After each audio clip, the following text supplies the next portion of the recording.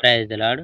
ప్రభువైన యేసుక్రీస్తు వారు ఈరోజు మనకు అందిస్తున్నటువంటి వాగ్దానం కొరింథీయులకు రాసిన మొదటి లేఖ 10వ అధ్యాయం 14వ వచనం. విగ్రహారాధనకు దూరముగా పారిపోండి. వాళ్ళు ప్రభువును శోధించిన విధంగా మనం శోధించరాదు. పరీక్షించిన వాళ్ళను పాములు చంపివేశాయి. వాళ్ళ వలె సనగకండి. శనగిన వాళ్ళను మరణదూత చంపివేశాడు. మనకు దృష్టాంతంగా ఉండాలని వాళ్లకు ఇవి సంభవించాయి. మనల్ని హెచ్చరించాలని అవి ధర్మశాస్త్రంతో రాయబడ్డాయి. ఈ యుగాంతంలో బతుకుతున్న మనకు బుద్ధి కలుగుటకై ఇవి రాయబడ్డాయి. కనుక గట్టిగా నిల్చున్నానని భావిస్తున్న వాడు కింద పడకుండా జాగ్రత్త పడాలి.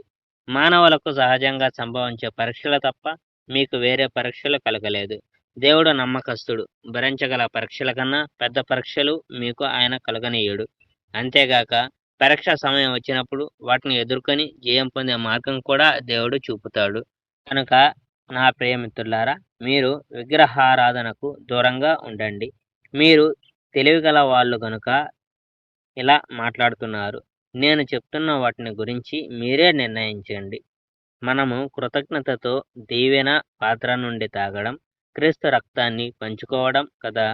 మనము విరిచిన రొట్టెను పంచుకోవడము, క్రీస్తు శరీరాన్ని పంచుకోవడం కదా.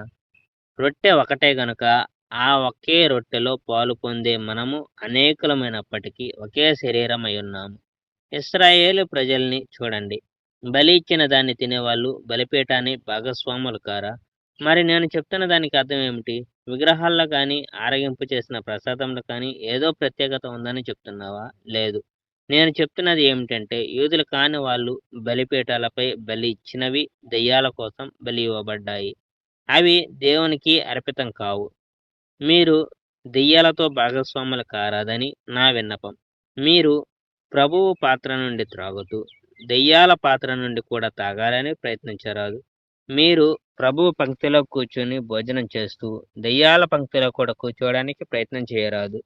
మనము దేవుని కోపాన్ని రేపడానికి ప్రయత్నిద్దామా? మనము ఆయన కంటే శక్తిగల వాళ్ళమా? అన్నటికీ కాదు. Praise the Lord. May God bless our India.